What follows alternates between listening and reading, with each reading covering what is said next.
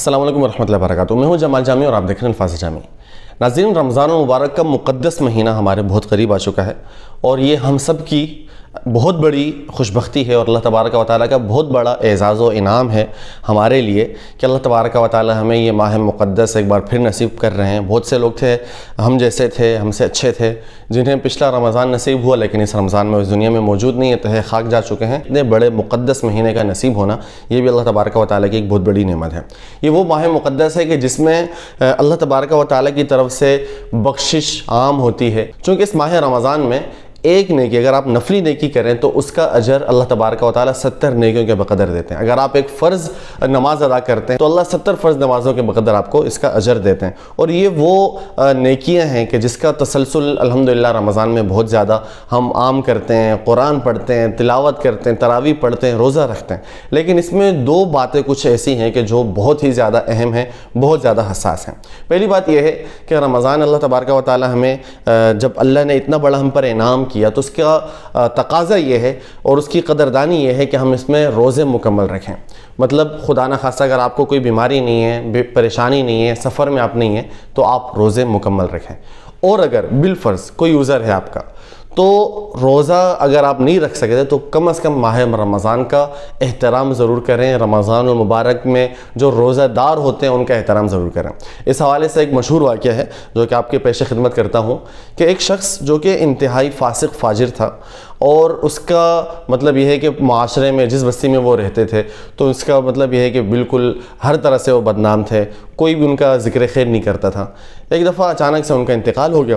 اب انتقال ہوا، سب یہ کہنے لگے کہ بھائی اچھا ہوا، بہت فاسق تھا، فاجر تھا، شرابی تھا، ہر طرح سے جو ہے نا ایک عیاش اور ہوا پرست انسان تھا، اور اس نے کبھی زندگی میں کوئی خیر کا کام نہیں کیا، اچھا ہوا دنیا سے چلا گیا، دنیا سے ایک بوجھ کم ہو گیا۔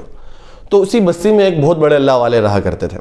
انہوں نے خواب دیکھا کہ وہ شخص جنت کے باغیچوں میں مزے کر رہا ہے، تو انہیں بڑی حیرانگی ہوئی کہ یار یہ وہ شخص ہے جس کے بارے میں ہم پوری مطلب یہ کہ بستی والے جو بظاہر دنیا دیندار بنتے ہیں وہ بھی جو ہے خوشیاں منا رہے ہیں کہ اچھا ہے دنیا سے چلا گیا، تو یہ اللہ تبارک و تعالیٰ نے ان کے ساتھ اتنے رحم اور کرم والا معاملہ آخر کیوں کیا؟ جب اللہ والے نے یہ سارا منظر دیکھا تو اس کے قریب گئے اور پوچھا کہ کیا وجہ ہے کہ اللہ تبارک و تعالیٰ نے آپ پر اتنا رحم کیا، حالانکہ آپ تو دنیا میں ایسے تھے، آپ نے کبھی ہم نے آپ کو نہ نماز پڑھتے دیکھا، نہ ہم نے کبھی آپ کو کوئی خیر کا کام کرتے دیکھا، لیکن آج جو ہے اللہ نے آپ کے اوپر بہت بڑا کرم کیا کہ آپ کو اعلیٰ جنت میں جو ہے جنت الفردوس میں آپ کو جو ہے مقام دیا ہوا ہے۔ تو وہ شخص کہنے لگا ہاں ضرور آپ کی بات بالکل درست ہے کہ میں دنیا میں کوئی نیکوکار انسان نہیں تھا، میں گناہ گار تھا، مجھ سے بہت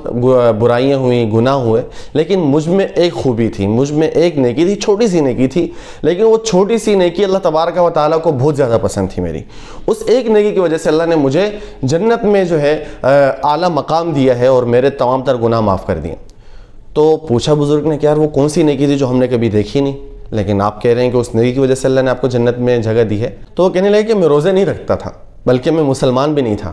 اور نہ ہی میرا ایمان تھا، نہ ہی میں روزے رکھتا تھا، لیکن اتنا ضرور تھا کہ جب بھی ماہ رمضان آتا تو میں خود بھی رمضان کا احترام کرتا، میں کسی روزے دار کے سامنے آ کر کھانا نہیں کھاتا تھا، پانی نہیں پیتا تھا، صرف اس وجہ سے کہ یہ مسلمانوں کے لیے ایک مقدس مہینہ ہے جس میں وہ اللہ تبارک و تعالیٰ کے لیے روزے رکھتے ہیں، تو میرا دل نہیں چاہتا تھا کہ میں ان کے سامنے آؤں، کچھ کھاؤں کہ مجھے دیکھ کر ان کا دل للچائے۔ اسی طرح میں اپنے بچوں کو بھی منع کرتا تھا، میرے چھوٹے بچے ہوتے تھے میں ان کو منع کرتا تھا کہ آپ رمضان میں باہر نکل کر کچھ نہ کھائیں، جو بھی کھانا ہو تو آپ گھر میں آ کر کھایا کریں تاکہ اس رمضان کا ہم ٹھیک سے احترام کر سکیں۔ اگرچہ ہم مسلمان نہیں ہیں لیکن مسلمانوں کے اس مہینے کا ہمیں احترام کرنا چاہیے۔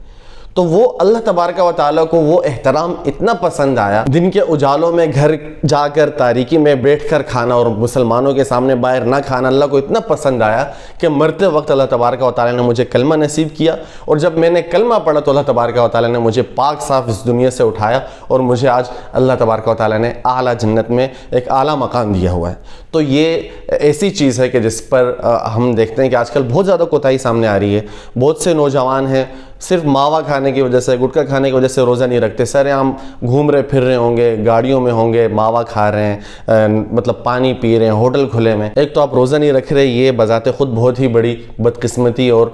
باعث